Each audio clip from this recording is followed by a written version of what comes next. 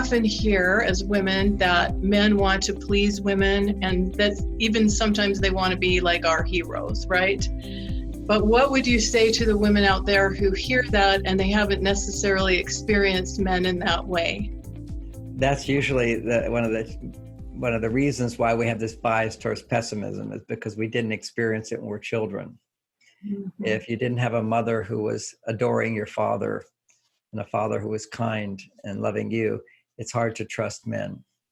And one of the symptoms of that is always being sexually attracted to the wrong men. That's just the biology of it. I've got a long explanation of the biology to explain it, but the pattern is if you don't have role models of men who are trustworthy, and you don't have a role model of a mother who believed that men are trustworthy, it's harder for you to trust men. And so part of you deep down inside wants to sort of please the man to get that love, to excessively please the man to get that love, become what he wants you to be. And of course, every man wants a woman to say, oh, I want to have sex with you. So your body just becomes all excited sexually in the presence of the wrong man. And what that means, if that has ever happened to you, it doesn't happen to everybody. It's this wound inside that needs to be healed. The way you heal it is you get love from the right man. Now, you can't change your father, but you can find a man out there who can give you the right love.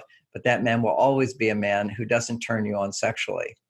So that's where you need to be in a relationship with the man who pursues you more than you pursue him.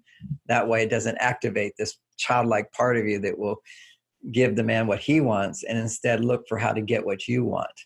And while that sounds selfish, that is the dynamic of a successful relationship. A man feels successful in providing what you want. He can't ever be successful doing that if you don't know what you want and what you need and can communicate in a way that works for him to teach him. You see, men are teachable. Now, you don't say that they don't want you to be their teacher, but they're trainable. You as women are not trainable. You're teachable if you have a teacher that you think is good, but you're not generally not by your spouse are you teachable. But men are trainable by their spouse. So, if a man is with a woman who doesn't know how to love, it's kind of hopeless for him to change her. But women, you can change men by training them. You're not really changing him.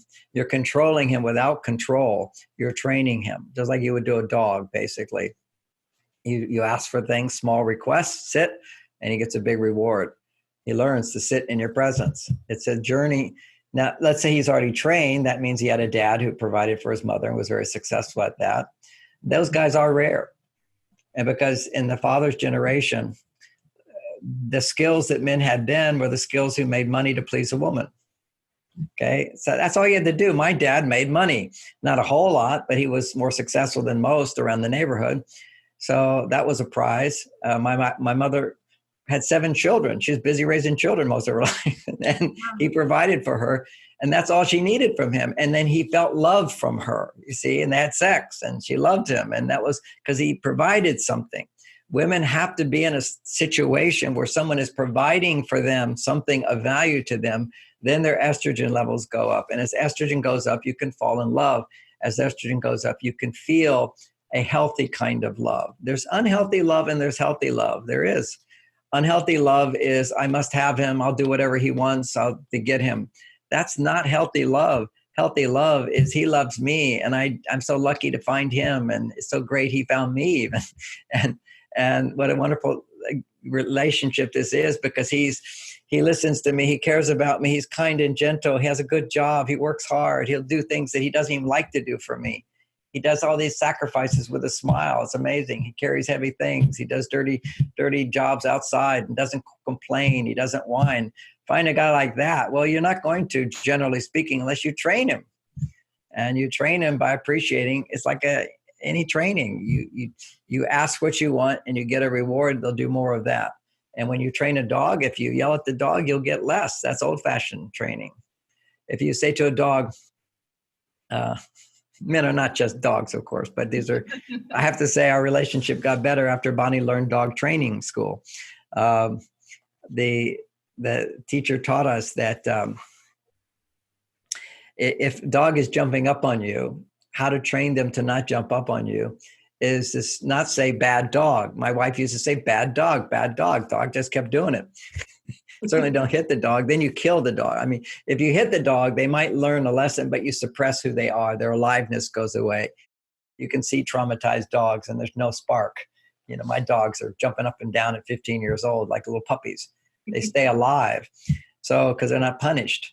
So what you do to train the dog not to jump up on you is simply when they jump up on you, turn around the other direction, ignore them for a few minutes, for a few moments, ignore them.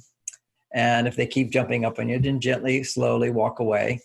They get no attention on negative behavior. And then as soon as they stop jumping up on you, then you turn around and you say, sit, and you give them a reward. So what you've just done is shifted from focusing on a negative behavior to giving them a positive behavior that you reward. And this is called positive reinforcement, which is true of all species, including men. So what are some of the ways that we can give that kind of positive reinforcement? And what are some of the kinds of ways that we can use, the language we can use that helps a man to hear in a way that he's more able and willing to respond? You're right. That makes sense. What a good idea. Brilliant. Oh, that's so helpful. I'll say it again. You're right. Oh, what a good idea. Oh, that makes sense. Oh, brilliant. That is so helpful. I didn't know that. Thank you. So that's called appreciation and acknowledgement. Appreciation, acknowledgement. Now, that is not going to be real unless you need a man. See, vulnerability is not just, oh, I'm crying about something, although you might. Vulnerability is also feeling appreciation. Vulnerability is simply being in a state where you recognize, I depend on this person for something. So you cry when you depend on them for something and they're not there. And you smile when you depend on them for something and they're there. So walking into the house is a big smile. You mentioned one of the confusions for women, and it is I've seen this 30 years. It's when I talk about women need, be aware of their needs, feel their needs, and allow a man to provide for them what they need. And now it's on an emotional level, because physical, they can do it all themselves. Is I come home and my wife, we're having a party, and we define our jobs for the party. She wants my help. You're going to get the drinks. You're going to put up the decorations. Okay, so I come home at 7 o'clock. The party starts at 7. And I arrive late because I'm working or whatever. And there's no drinks, there's no ice, and there's no banners up, no celebration decorations. And I come in the house. She says, you're late. The party's already started. I had to do it myself. Okay, and we still don't have drinks. And she's all upset at me. Well, that's called needy. That's, I needed you and you weren't there for me. Now here's the flip side of that, which she became a master of, which is I come home late and she goes, oh, you're here. Oh, we still have time for the decorations and the drinks. Would you go to the store and get those drinks and ice now? I say, sure, I'll go get them now. First, she doesn't do it herself. Second, she still lets me do the job. And 3, I get the same reward, no punishment. That's how you train a man. First, she doesn't do it herself. Say that again. First, she doesn't do it herself. Second, you do it. I do. She asks me to do it. She's happy to see me and then asks me to do part of it or whatever can still be done. You know, go get the drinks and this. And then I come home and I say, I'll put up the decorations too. She says, okay. And then you get the appreciation and acknowledgement for doing it. As if I did it the first time without being late. You just have to get punishment. Does not work with men. Disapproval does not work with men. Criticism does not work with men. Withholding sex does not work with men. Withholding feelings does not work with men. Withholding your positive feelings. See, women punishment all the time. Oh, well, you should know that if you do that, you're going to get a cold V. And that's punishment. That's manipulation. That's control. Any control pushes a man away. Now let's turn that around. Do you as women want a man to control your feelings and tell you you shouldn't feel that way? That doesn't make sense. You're irrational. You're complaining too much. You're too negative. Why can't you love me more? He's basically criticizing or trying to change your feelings. You don't want that. Well, men have the sensitivity, particularly around their behaviors, making our behaviors wrong. And you can always say, well, how do I get what I want if I can't make his behaviors wrong? How do I let him know? I mean, 2 monkeys, one monkey steps on the foot of the other. The other monkey doesn't have language skills. So the only thing the monkey can do is go, "Bup, bup, bup, bup," make a big loud noise. Right. And if the big loud noise doesn't do it, then you step on his foot back. That's called revenge, getting even, blah, blah, blah, big noises and stepping on foot. This is how we do as humans. I have to say that, women typically want to first teach them a lesson, and then they'll get into revenge. But men tend to go to revenge first. But women have this nurturing side. Well, I have to teach him, I have to show him. If he does that, then he won't get this. But this is monkey behavior. It doesn't work with humans, and particularly if you want to have a loving, passionate relationship. You have to have these new skills of not punishing, of not shaming, of not disapproving, of not manipulating, not trying to change his behaviors. But what you can do is your biggest force is keep coming back to love, appreciating, accepting, and trusting he's doing his best. Appreciating. You asked for concrete things. I gave you some words. Then I gave you an example of not punishing, but giving him a chance to succeed. Sometimes I'll say something wrong. And when in the beginning of the marriage, she said, "Oh no, you already said that. You can't change it." I said, why can't you let me change it? I see I made a mistake. I take that back. I said it wrong, or I don't really mean that. No, you said it. You mean it. You mean it. Okay, you want to suffer? You can continue to suffer and get less and less. You got to go with the flow. People make mistakes. Let them self-correct. Give them rewards for self-correcting. Yeah.